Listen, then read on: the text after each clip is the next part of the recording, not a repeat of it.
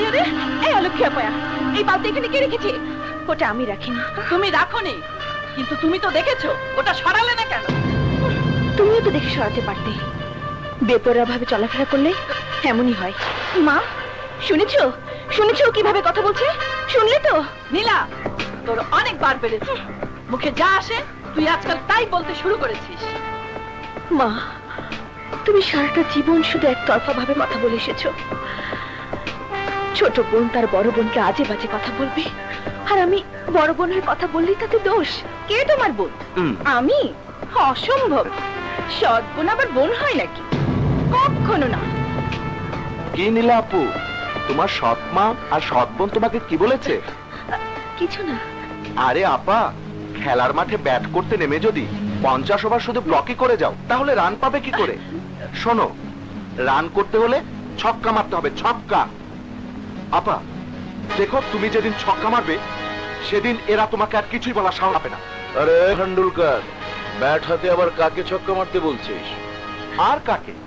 আমার সৎ বোনকে।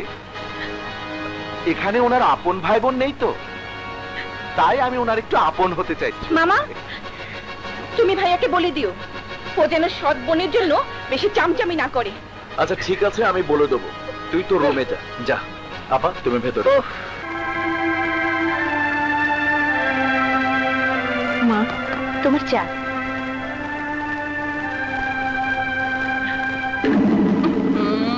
এই হতভাগী, কাপের এই অবস্থা কেন?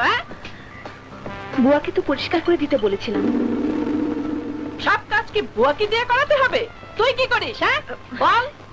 মা, আমি তো সব, সামনে আমার বিয়ের ফাইনাল পরীক্ষা, তাই কয়দিনের জন্য আমাকে যদি অন্য কোনো কাজ করতে না দাও, তাহলে আমি পরীক্ষার জন্য ভালোভাবে পড়াশোনা করতে পারতাম। কেন? যে রাধে সে কি চুল বাঁধে না? কাজের জন্য ওসব ফাঁকিবাজি চলবে না। শোন, দেয়া হচ্ছে না, এক্ষুনি গিয়ে গাছগুলোতে পানি দেওয়ার ব্যবস্থা কর। যা যা।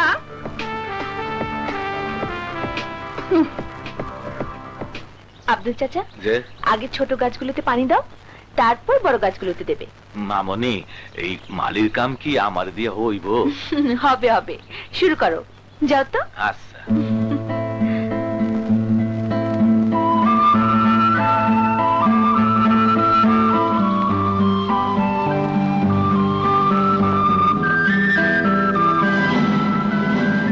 এই অলক্ষণী মেয়ে, আমি একটা ভালো, আর তুমি তোমার এই অলক্ষণের চেহারাটা নিয়ে আমার সামনে পড়লে।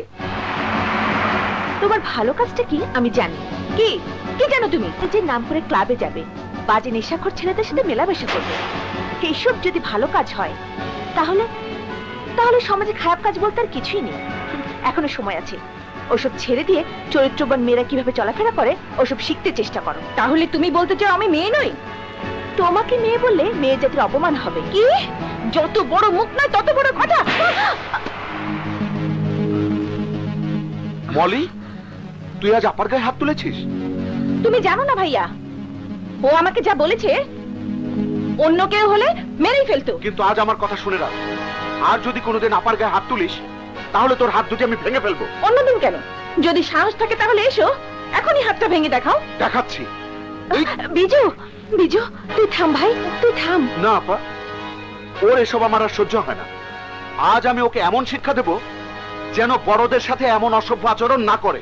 সেই শিক্ষাই আজ আমি ওকে দেব। বিজু, না ভাই না, তুই আমার জন্য এ বাড়িতে কোনো বিবাদ করিস না। কেন কেন করব না? তুই আমার হয়ে আজ যাই করবি, শেষ পর্যন্ত তার শাস্তি আমাকেই ভোগ করতে হবে। আপা, কেন তুমি সারাটা জীবন এভাবে অন্যায় অত্যাচার সহ্য করে আসছো? কেন তুমি বুঝতে পারছো না এ বাড়িতে তোমার আমার মলের সমান অধিকার? আমার মায়ের শরীর থেকে তোমার জন্ম হয়নি, তাতে কি হয়েছে? কিন্তু তোমার আমার মলের শরীরে তো একই পিতার একই রক্ত বইছে। আমি জানি। তাহলে বলো, কেন তুমি তোমার সব অধিকার থেকে নিজেকে বঞ্চিত করে রেখেছো? কেন তুমি তোমার প্রতি অন্যায় অত্যাচারের প্রতিবাদ করো না? কেন আপা, বলো কেন আপা? প্রতিবাদ করি না শুধুমাত্র বাবার কথা ভেবে। বাবা তোমাকে অন্যায়ের প্রতিবাদ করতে নিষেধ করেছে? না রে বোকা, তা কেন করবে? কিন্তু মৃত্যু শয্যায় বাবার মুখে যে কাকুতি আমি দেখেছি, তা কোনোদিন অগ্রাহ্য করা যায় না। আমি মরে গেলেও আমার বাবার শেষ ইচ্ছার কোনো অমর্যাদা আমি করব না। তুই তখন খুব ছোট রে বিজু, বাবা যে আমাকে কত ভালোবাসতো তা বলে বোঝানো যাবে না। শারমিন, আমি মনে হয় আর বাঁচবো না। তুমি আমাকে একটা কথা দাও, আমার এই মা মরা মেয়েটাকে কোনোদিন কষ্ট দেবে না। তুমি এসব অলক্ষণে কথা বলো না তো। না শারমিন, তুমি আমাকে কথা দাও, আমার মেয়েটাকে তুমি অযত্ন করবে না, তাহলে আমি ওপারে গিয়েও শান্তি পাবো না। আমি কথা দিচ্ছি, তুমি থামো। মাগো, সৎমা বলে মায়ের অমর্যাদা হয় এমন কোনো কাজ করিস না। কোনোদিন সৎ ভাই বোনদের অনাদর করবি না। কথা দে মা, কথা দে, আমাকে কথা দে, কথা দে মা।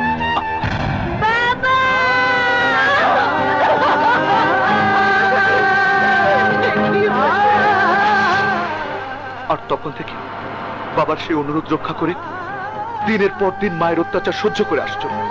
না আপা না, এখনো সময় আছে। তুমি নিজেকে নিজের জন্য সামলে নাও, নইলে তোমার কপালে দুঃখ আছে, অনেক দুঃখ।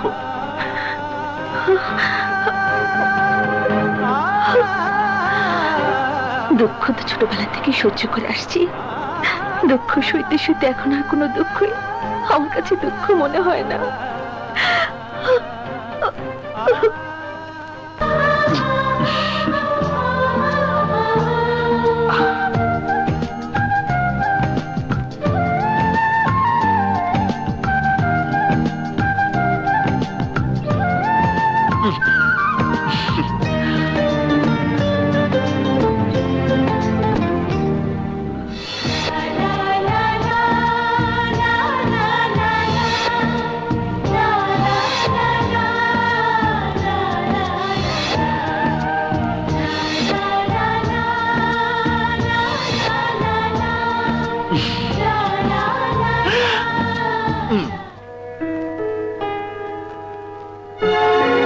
বলুন তো ম্যানেজার সাহেব, সমস্যাটা কি?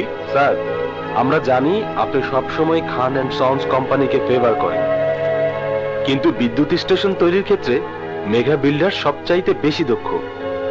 সুতরাং কাজটা দেবার আগে আরেকবার ভাবা দরকার। আমি জাফর আলী সাহেবকে বসিয়ে রেখেছি, কিন্তু কোনো সিদ্ধান্ত দেইনি। আমি বুঝতে পারছি আপনি আমাদের কোম্পানির গুডউইলের কথা ভাবছেন, কিন্তু কাজটা খান এন্ড সন্সি করবে। ওই কোম্পানির মালিক যিনি ছিলেন তার কাছে আমি অনেক বড় ঋণী, যে ঋণ কোনোদিন শোধ হবে না। আপনি প্রয়োজনে একটু মনিটরিং করবেন, আর ওনাদেরকে যা বলার আমি বলে দিচ্ছি। আপনি জাফর আলী সাহেবকে আমার কাছে পাঠিয়ে দিন। Okay sir.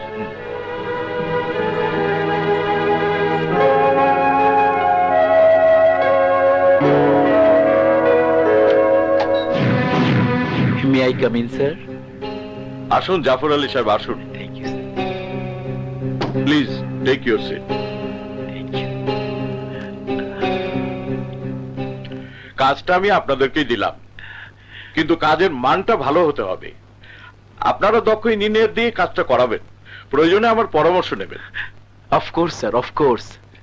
ইনশাআল্লাহ আমরা আপনার মর্যাদা রাখবো। দোয়া করবেন স্যার। আসি স্যার। আসসালামু আলাইকুম। ওয়ালাইকুম আসসালাম।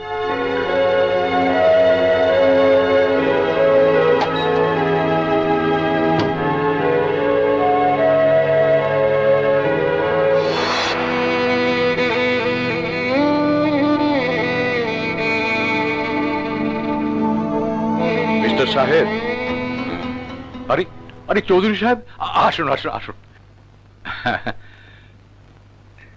চৌধুরী সাহেব, আপনি এখানে বসুন। না না, অসুবিধা নেই। না না না না, আপনি এখানে বসুন, প্লিজ প্লিজ বসুন। হ্যাঁ, বসুন বসুন।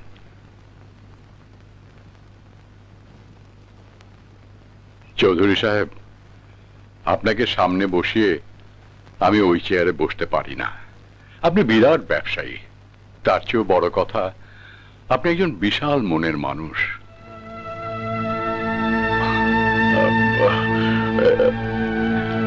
আমি বোধহয় আপনাকে অসময়ে ডিস্টার্ব করলাম। না না না চৌধুরী সাহেব, মোটেই না। আপনি বরং সঠিক সময়ে এসেছেন। আমার দুঃখের কথা শোনাবারও লোক নেই। আপনার কি হয়েছে খান সাহেব? একা একা বসে কাঁদছিলেন। নিজের ঘরের খারাপ খবর তো পরের কাছে বলা যায় না চৌধুরী সাহেব। আপনাকে বলতে আমার কোনো দ্বিধা নেই। মা মরা একটা মেয়ে আছে আমার। ওর বয়স যখন 3 বছর, তখন ওর মা মারা যায়। মা মারা যাবার পর আমাকে সে ভীষণভাবে আঁকড়ে ধরে। দুদিনের জন্য নানার বাড়ি পাঠালে একদিন না যেতে কেঁদে অস্থির করে তুলতো। আমি বাবার কাছে যাব, আমি বাবার কাছে যাব। জানেন, একবার আমাকে রাত 2টোর সময় মেয়েকে আনতে যেতে হয়েছিল। আমার একাকিত্ব মেয়েকে দেখাশোনা করা, বন্ধুদের পরামর্শ, সবকিছু মিলে আমি আবার বিয়ে করলাম এবং নতুন বউকে হাত জোড় করে বলেছি আমার মেয়েটার যেন কোনো অযত্ন না হয়। প্রথম প্রথম মোটামুটি ছিল, তার নিজের সন্তান হওয়ার পর সে পুরো পাল্টে গেল। যে মেয়ের এতটুকু অবহেলা আমি সইতে পারি না। সারাদিন কাজ শেষে বাসায় গেলে প্রতিদিনই সে মেয়ের চোখের পানি দেখতে হয়। আজকে অফিসে আসার সময় কি বলল জানেন? বলল, বাবা আমি তোমার কাছে থাকবো না, আমি তোমাদের কারো কাছে থাকবো না। তখন আমি হেসে বললাম, তুমি কোথায় যাবে মা? মেয়ে বলে, আমি ওপরে চলে যাব, আমি ওপরে চলে যাব, আমি ওপরে চলে যাব।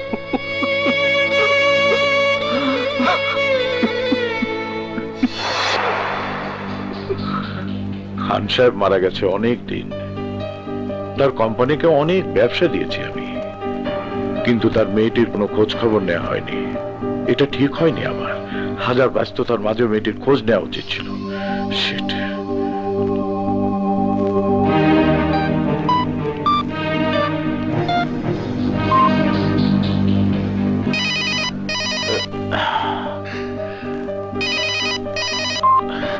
আসসালামু আলাইকুম স্যার।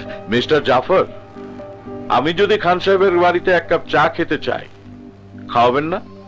কি বলেন স্যার? এটা তো আমাদের স্বপ্ন স্যার। আপনি কখন আসবেন স্যার বলুন। আপনাদের আপত্তি না থাকলে কাল সকালে। অবশ্যই sir, you are most welcome sir. জি, thank you sir, thank you, thank you.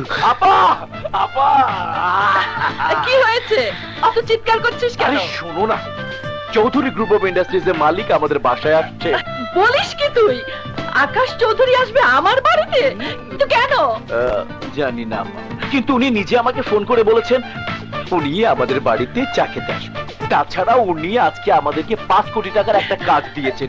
আপা, কাজটা করতে পারলে কমপক্ষে 1 কোটি টাকা লাভ হবে। কখন আসবে? কাল সকালে আসবে। বেশ, আসুক, দেখি কি বলে।